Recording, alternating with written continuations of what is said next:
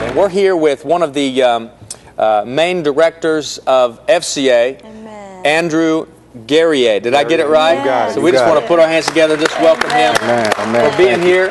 All right. And we're going to hear a little bit his personal story. Most definitely. The next few minutes, and you know, I know Drew. I call you Drew. Yeah, call me Drew. That's fine. What I really like about you is we went to a camp that you guys had for FCA. The West Georgia. Yes, West Georgia camp, and it was just phenomenal. I told my husband, we were there with about 1,100, I guess, teenage boys, and I told my husband that night, I said, what I like about Drew is he's so real.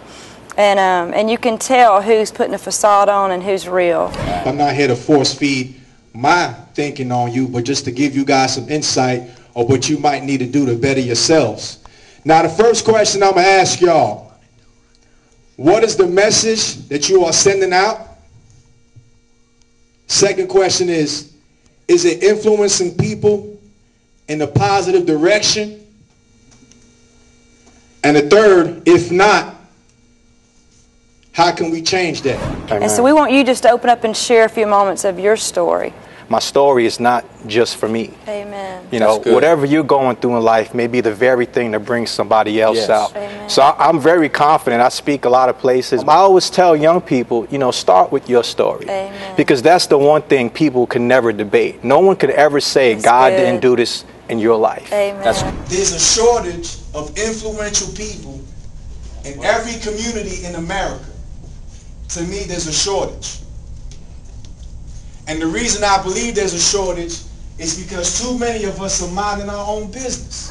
One of the most important things you're going to see my involvement in the community. I actually work for a sports ministry right now called FCA, and I basically serve as like a chaplain and a motivational speaker for a lot of different schools, prisons, churches, wherever they want me, basically I'm there. So, you know, with that, I'm kind of hands-on with a lot of young teens these days. I hang out in the locker rooms with a lot of football players, basketball players, and I know what they're listening to. I know the lyrics they're reciting, but the problem is that they not only recite the lyrics, they actually try to live it.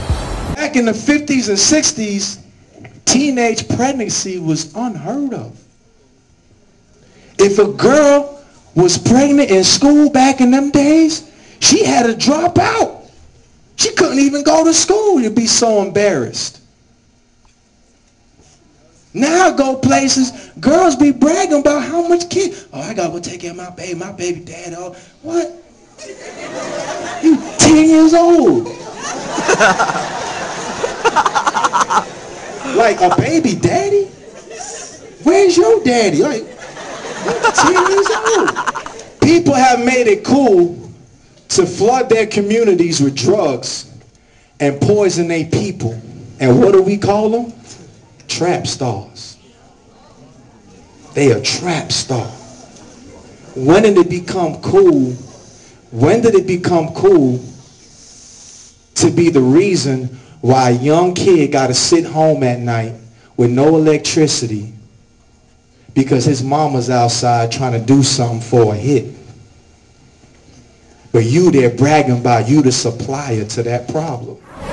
I've been in that life for real. I've been in prison at the age of 18 years old, facing 25 years for trying to live out that life. So I think as an artist, we all have a responsibility to, you know, be a little bit more careful about what we say because people are listening. You know, so I really want to bring a different element to the game because I understand that lifestyle only puts people in bad situations. And I don't want to be a kind of guy who's going to promote that.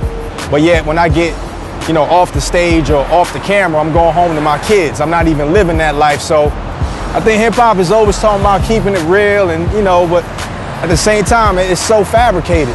I don't want to be that guy. And because of my involvement in the community and the purpose I feel I have to be more of a different type of artist, I think it's my responsibility to put out some good music.